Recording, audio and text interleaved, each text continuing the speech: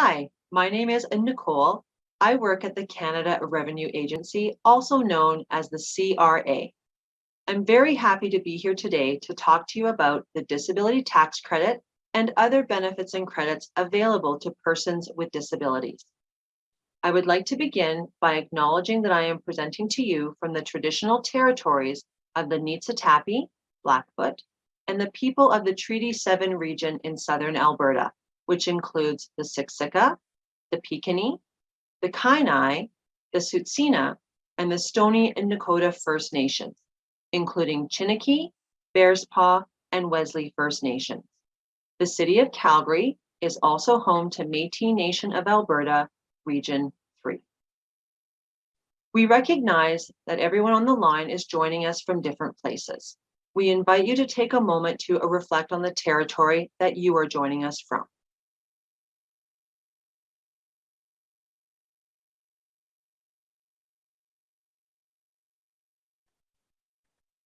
Here are the topics we'll cover today. I want to start by giving you an overview of the disability tax credit. Next, I'll touch on the Child Disability Benefit, the Canada Workers Benefit Disability Supplement, the Canada Caregiver Credit, medical expenses, and the Registered Disability Savings Plan. I'm also going to explain the GST HST Credit and give you some pointers on how to avoid scams. And finally, I will tell you about some CRA services that you might find useful. Let's get started. What is the disability tax credit? The disability tax credit is commonly referred to as the DTC. The purpose of the DTC is to provide some relief for unavoidable additional expenses that result from living with a disability. It helps to offset costs other taxpayers don't have to face. The DTC is a non-refundable tax credit that helps persons with disabilities or their supporting family members. Because it is non-refundable, it reduces the amount of income tax they may have to pay. A supporting family member can be a spouse or common law partner, parent, grandparent, child, grandchild, brother, sister, uncle, aunt, niece, or nephew of the person with the disability. A supplement for persons under 18 years of age is available if they are eligible. Being eligible for the DTC can open the door and act as a gatekeeper to other federal, provincial, and territorial programs, such as the Registered Disability Savings Plan, the Canada Workers Benefit, and the Child Disability Benefit. This aspect of the DTC is particularly important for those with a low income. It is important that all eligible individuals apply for the DTC, regardless of their taxable income, in order to qualify for other disability-related programs, benefits, and plans. They cannot access these critical programs without first qualifying for the DTC. The Child Disability Benefit, or CDB for short, is a tax-free payment of up to $2,915 annually. It's made for families who care for a child under age 18 who is eligible for the disability tax credit. And the CDB is paid in monthly installments to the person who receives the Canada Child Benefit for that child. If you are already getting the Canada Child Benefit for a child in your care who is eligible for the disability tax credit, you do not need to apply for the Child Disability Benefit. You will get it automatically. If you're not getting the Canada Child Benefit for your child, contact the CRA. The next credit on our list is the Canada Workers Benefit, or CWB for short. The CWB is a refundable tax credit of up to $2,379 for low-income workers and their families. Individuals who are eligible for the disability tax credit and the CWB may also receive a CWB disability supplement of up to $700. You apply for the CWB when you do your taxes. Tax software will automatically calculate it. And if you file on paper, completing Schedule 6 will allow you to apply. You can also apply to receive up to half of your benefit in advance payments, which include the disability supplement portion. You can apply for advance payments through My Account or by mail. Now let's have a look at the Canada Caregiver Credit, or CCC for short. The CCC is for those who support a spouse or common law partner or a dependent with a physical or mental impairment. The credit may also be claimed for an individual or their spouse or common law partner's child, grandchild, parent, grandparent, brother, sister, uncle, aunt, niece, or nephew. An individual is considered to depend on someone for support if they rely on them regularly and consistently provide them with some or all of the basic necessities of life, such as food, shelter, and clothing. The person with the impairment must also be resident in Canada at any time in the year. One note to keep in mind, when claiming the CCC, the CRA may ask for a signed statement from the individual from a medical practitioner showing when the impairment began and what the duration of the impairment is expected to be. However, you don't need one if the CRA already has an approved Form T2201 for the disability tax credit for a specified period for them. The CCC is a non-refundable tax credit. This means it reduces the amount of income tax the supporter may have to pay. Now let's take a look at relief for the cost of medical expenses. Claiming them on your tax return can help you get some of that money back.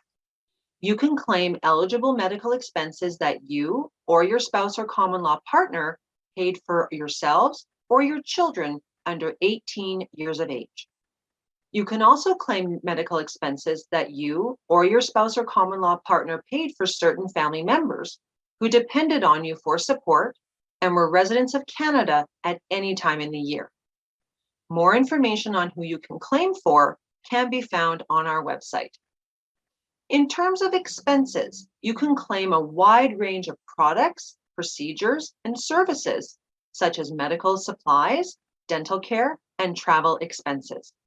But you can only claim the part of the ineligible expense for which you have not been or will not be reimbursed. So if you've received a portion of the cost you paid through an insurance claim, you can't claim the amount that was reimbursed. You should note that most claims don't require you to be eligible for the disability tax credit. Next up, did you know that you can claim renovation expenses you paid to make your home more accessible? You may be able to claim this tax credit if you own a home in Canada and you paid for eligible renovations to improve the safety or accessibility for yourself or another individual who qualifies for the credit. You can claim up to $10,000 per year in eligible expenses. This could result in a tax credit of up to $1,500. You may qualify for this credit if you're 65 or older, or if you qualify for the disability tax credit. You may also claim this credit on your tax return for a dependent if certain criteria are met. First, the renovations must be for the main residence of the qualifying person. And second, the renovations must be either a permanent part of the home and allow the person to access the home or be mobile or functional within the home. Or they must reduce the risk of harm within the home or in accessing the home. Let's take a break from all the tax talk now and shift gears to how the Government of Canada can help you save for long-term costs. A Registered Disability Savings Plan, or RDSP for short, is intended to help parents and others save for the long-term financial security of a person who is eligible for the disability tax credit. Contributions to an RDSP can be made until the end of the year in which the beneficiary turns 59. The government will pay a matching grant of between 100% to 300% into the RDSP depending upon the beneficiary's adjusted family net income and the amount contributed. An RDSP can get a maximum of $3,500 in matching grants in 1 year and up to $70,000 over the beneficiary's lifetime. For low and modest income Canadians, the Government of Canada will also pay into the RDSP with the Canada Disability Savings Bond of up to $1,000 per year for a maximum of $20,000 over the beneficiary's lifetime. No personal contributions have to be made to get the bond. Both the grant and the bond are administered by Employment and Social Development Canada, ESDC. Another government program that can help you with your long-term planning is the Home Buyers Plan. The Home Buyers Plan, or HBP, is a program that allows you to withdraw from your Registered Retirement Savings Plan, RRSPs, to buy or build a qualifying home for yourself or for a related person with a disability. The HBP allows you to pay back the withdrawn funds within a 15-year period. You can withdraw from more than one RRSP as long as you are the owner of each RRSP. Your RRSP issuer will not withhold tax on withdrawn amounts of $35,000 or less. Certain conditions must be met in order to be eligible to participate in the HBP, including the following. You must be considered a first-time homebuyer. You must have a written agreement to buy or build a qualifying home, either for yourself or for a related person with a disability. You must be a resident of Canada when you withdraw the funds from your RRSPs under the HBP and up to the time a qualifying home is bought or built. You must intend to occupy the qualifying home as your principal place of residence within 1 year after buying or building it. If you buy or build a qualifying home for a related person with a disability, or help a related person with a disability to buy or build a qualifying home, the individual with a disability must use and consider that home as their principal place of residence.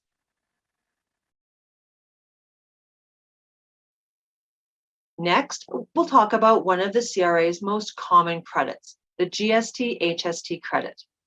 The credit is a quarterly tax-free payment that helps individuals and families with low or modest incomes offset the GST or HST that they pay. You don't have to apply. When you do your taxes, the CRA will determine your eligibility for the credit. If you are eligible, the CRA will issue GST HST credit payments to you. If you receive the Canada Child Benefit for your child, they are also registered for the GST HST credit, and you will receive an amount for that child if they are eligible. For the 2020 base year, which is payment periods from July 2021 to June 2022, you could receive up to $456 if you are single, $598 if you are married or have a common law partner, $157 for each child under the age of 19. Amounts are divided into 4 payments a year and paid on the 5th of July, October, January, and April. Now I will give you an overview of what to expect if the CRA contacts you, along with some tips to help you be scam smart by understanding and recognizing the different types of scams. You may think you received a text message or an email from the CRA, but did you really? There may be times when the CRA will notify you by email when a new message or a document, such as a notice of assessment or reassessment, is available. The email will ask you to view the document in a secure CRA portal, such as My Account, My Business Account, or Represent a Client. Or you may receive an email because you have subscribed to receive an email notification about an upcoming benefit payment. Note that we will never ask you to provide personal information in return by email. However, the CRA may email you a link to a CRA webpage, form, or publication that you asked for during a telephone call. In this case, the CRA agent will send the information to your email during the telephone call. Also, the CRA will not use instant messaging, such as Facebook Messenger or WhatsApp, to communicate with you about tax-related issues under any circumstance. If you receive a text or instant message claiming to be from the CRA, beware, since it could be a scam. You should be careful when receiving a telephone call, a text message, an email, or mail from someone claiming to be from the CRA, asking for personal information such as a social insurance number, a credit card number, a bank account number, or a passport number. These scammers may insist that personal information is needed so you can receive a refund or a benefit payment. They can also threaten legal consequences to scare you into paying a debt to the CRA that does not actually exist. There are also other communications that may urge taxpayers to visit a fake CRA website where the taxpayer is then asked to verify their identity by entering personal information. These are scams, and you should never respond to these fraudulent communications or click on any of the links provided. Now that we know what the CRA will not ask for, let's check out some ways we can be scam smart.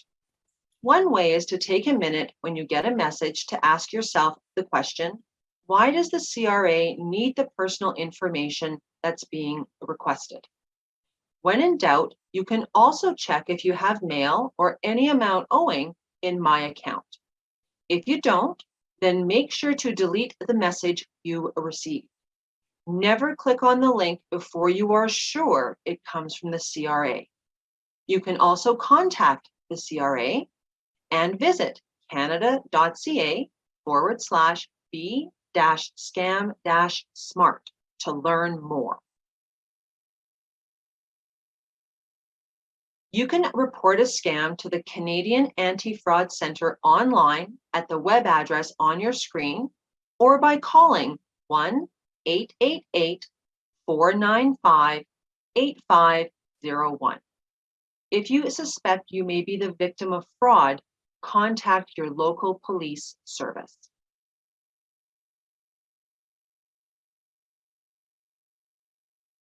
Before we wrap up, I'd like to cover some other topics and services you may find useful. There are many digital services available from the CRA. Here are a few that I would like to tell you about. Autofill My Return is a secure CRA service that automatically fills in parts of your tax return, making it easier to do your taxes and helping prevent mistakes. Direct deposit is a fast, reliable, and secure way for individuals to get payments from the CRA on time in the event of an emergency or unforeseen circumstances. Email notifications helps prevent fraud. Email notifications from the CRA let you know when changes are made to your personal information in My Account, or there is CRA mail to view online. For more information on the CRA's digital services, go to canada.ca/CRA-electronic-services.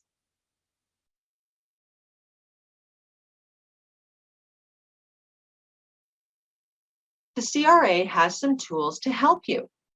My Account is a secure portal that lets you view your personal income tax and benefit information and manage your individual tax affairs online. You can track your refund, view or change your tax return, view online mail, such as your notice of assessment, check your benefit and credit payments and statements, set up direct deposit, change your personal information, view any uncashed checks, and more. When you sign into My Account, the first page you'll see is the overview page. This page is constantly evolving, but it should resemble something like this. For more information or to sign up, go to canada.ca/ My-CRA account. The key to receiving your benefits and credits is doing your taxes on time. We know it's not a fun process and can be a bit scary for some, but we want to stress the importance of filing your taxes. Filing your taxes is the only way to get the many benefits and credits that are calculated based on your income. We need the information in your taxes to calculate your payments, such as the Canada Child Benefit, the Child Disability Benefit, and the GST HST Credit. So even if you didn't earn any income in the year, we need this information. The deadline to do your taxes is generally April 30th every year. Filing by this day allows us to calculate your payments and send them to you without delays. You should also know that you don't have to wait until filing season to submit your T2201 Disability Tax Credit application. Submit your application at any time during the year to be able to claim the disability amount on your return. Everyone should now agree that you have to do your taxes. The fastest and easiest way to do your taxes is online. You can use tax software or a web application available at the first address shown on the screen. The tax software guides you through the process of doing your taxes, calculates everything for you, and helps make sure you don't miss out on any benefits and credits that you may be eligible for. Some tax software are even free. Now, you may not like using computers, and that's okay.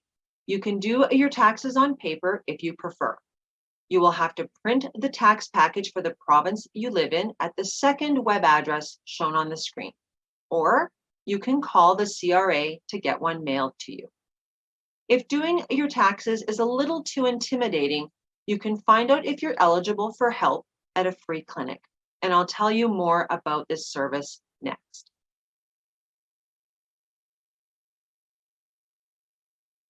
As I just mentioned, you may be able to get your taxes done by a volunteer for free.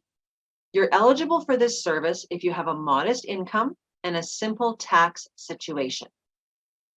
Generally, you have a modest income if you have income of less than $35,000 for a single person and less than $45,000 for a couple. Your tax situation is simple if you don't have a small business or income from a rental property.